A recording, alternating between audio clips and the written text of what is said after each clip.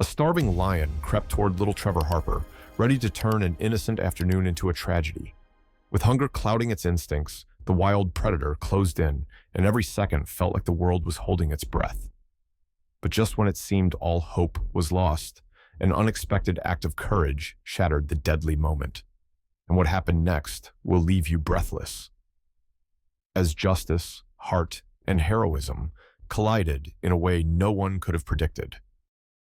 The late afternoon sun spilled gold across the endless plains of Harmony Ridge, a sleepy Texas town where life moves slow and steady, like the lazy rivers cutting through the fields. On the Harper family's back pasture, surrounded by a rickety old fence and a scattering of wildflowers, 5-year-old Trevor Harper sat in the grass, completely absorbed in building a castle from twigs, pebbles, and tufts of dandelions.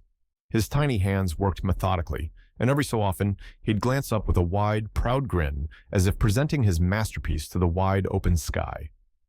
Not far away, his mother, Lily Harper, stood chatting with her neighbor, Rebecca Sloan. They leaned casually against the fence, cups of sweet tea in hand, soaking up the golden warmth of a day that felt almost too perfect to question. Laughter drifted between them, light and careless, while the slow buzz of insects filled the spaces between words. Everything felt safe, familiar, untouchable. And then, the world changed. At first, it was only a flicker of movement at the far edge of the woods, a disturbance in the rhythm of the landscape, so subtle it barely registered. But then, out of the dappled shadows, stepped a figure so alien, so utterly wrong against the backdrop of blue sky and sunlit fields, that time itself seemed to stutter and halt. It was a lion, not a dusty coyote, not a rogue farm dog. No, a full-grown African lion, ribs pressing against taut skin, its golden coat dulled by dirt and desperation. Its shoulders rolled with an eerie, silent grace as it crept closer, each step calculated, each movement drawn by something ancient and inescapable. Trevor, unaware, patted the finishing touches on his castle, humming under his breath. Lily's heart slammed so hard against her chest, she thought it might burst through her ribs. Her mouth opened in a soundless scream. The glass slipped from her fingers, shattering against the fence post. Rebecca grabbed her arm, nails digging in deep, whispering a frantic, "Oh my God, Lily, oh my God, your boy." The lion's gaze was locked solely on Trevor, its massive head low to the ground, muscles taut, tail flicking with a slow, deadly rhythm. Every instinct in its starving body screamed at it to strike, to end its gnawing hunger in the simplest, most brutal way. For a breathless moment, the world shrank to nothing but the sun, the dry rustle of grass, and the soft scrape of Trevor's tiny hands against the earth. Lily wanted to run. She wanted to scream, to throw herself between her son and that monstrous force of nature bearing down on him, but she knew, somehow, deep in her bones, that sudden movement could trigger the attack she prayed to every god she could name wouldn't come. Tears blurred her vision, her legs shook. She forced herself forward, one trembling step at a time, praying Trevor wouldn't notice, wouldn't jump up, wouldn't scream. The lion lowered itself even further, a ghost among the yellowed grass. 30 feet, 20. The dry, searing Texas air felt heavy, like trying to breathe through molten lead. Time was breaking apart. Every second stretched into a lifetime of helpless terror. Somewhere, far off, a siren wailed, a thin, useless sound swallowed by the vastness of the fields. The lion's eyes gleamed, and for the briefest moment, Lily saw it make its decision. It was going to pounce. Instinct flared inside Lily with a force more primal than fear itself. Her whole being screamed at her to run, to scream, to tear through the field and scoop Trevor into her arms. But she knew somehow, with a mother's raw and desperate clarity, that the slightest sudden movement could be the spark that unleashed the lion's full fury.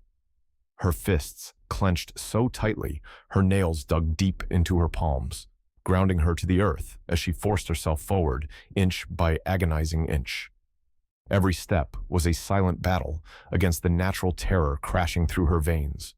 In her mind, one frantic prayer, repeated over and over like a drumbeat. "Don't jump, please don't jump." The lion crept closer, so low to the ground that its belly almost brushed the grass. Its body coiled with terrifying grace, muscles rippling beneath its dusty coat like steel springs, tightening, winding, preparing. It was no longer stalking. It was seconds away from striking. Lily could feel it. Feel the shifting of the air, the electric crackle of danger so intense it raised the hairs on her arms. And as the fear flooded her, something darker began to grow beneath it. A searing, blinding hatred. Not for the animal, but for the terrible, crushing helplessness that pinned her to the moment. For the cold injustice that threatened to rip her child from her arms for no reason at all. Why her son? Why here? Where was help? Where was the protection every mother believed she had until it was torn away? Far off, faint against the heavy weight of the moment, a police siren began to wail. A distant, fragile sound, like hope barely clinging to the edge of a cliff. Someone had called for help, but would it come in time? The lion let out a low, rumbling growl, its head lowering further, eyes narrowing, every fiber of its body screaming readiness. Lily's breath caught. She could see it, the shift, the tilt of its weight, the almost imperceptible gathering of force that came just before the leap. And then, chaos broke the air. A roar even louder than the lion's shook the fields as a battered old farm tractor exploded from the side of the barn, engines screaming against the quiet. The ground trembled beneath its approach. At the wheel, Jason Collins, their neighbor, sat hunched forward, face carved into a mask of furious determination. He was no trained hero. He was no soldier. He was a man of the earth, of calloused hands and hard seasons, and he was fearless when it mattered most. Without hesitation, without a single moment of doubt, Jason drove the tractor straight between the lion and Trevor, tearing their deadly connection apart like a hammer smashing a thread. The roar of the tractor's engine tore through the fields, drowning out the ragged cries of alarm from the gathered adults. Dust exploded into the air in thick, swirling clouds, the golden afternoon light slicing through it in broken beams. For a few breathless moments, the world became a blur of noise, movement, and raw, desperate energy. The lion, startled by the sudden chaos and the unstoppable force bearing down on it, jerked its massive body sideways, abandoning its path toward the child.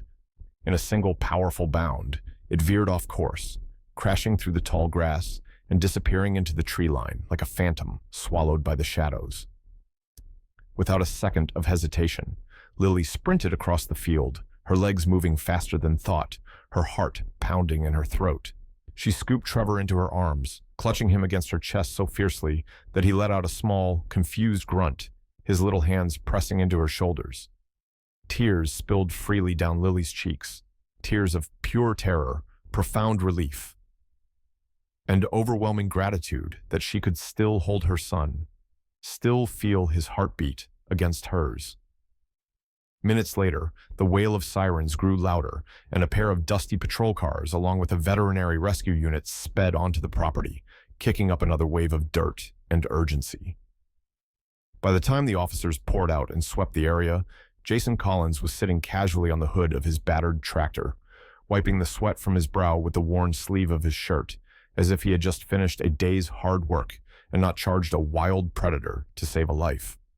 The lion, later found alive and exhausted in the woods, was safely sedated and transferred to a wildlife rehabilitation center. Investigators would uncover a grim truth. The lion had escaped from an illegal private menagerie, operating in the shadows, hidden from the laws meant to protect both animals and people. That night, as the sun dipped low and the sky burned in brilliant shades of copper and gold, the townspeople gathered outside the Harper home, bringing casseroles, blankets, and quiet words of thanks. Jason, rugged and unassuming, took their gratitude with a shy nod and a few humble words. "I just did what had to be done." But to Lily, to Trevor, and to every soul who stood in that backyard, Jason Collins had become something more than a neighbor. He had become a legend. Proof that real heroes don't wear capes or seek glory. They are forged in the moments when it matters most, when a heart chooses courage over fear, and a single act of selfless bravery changes everything.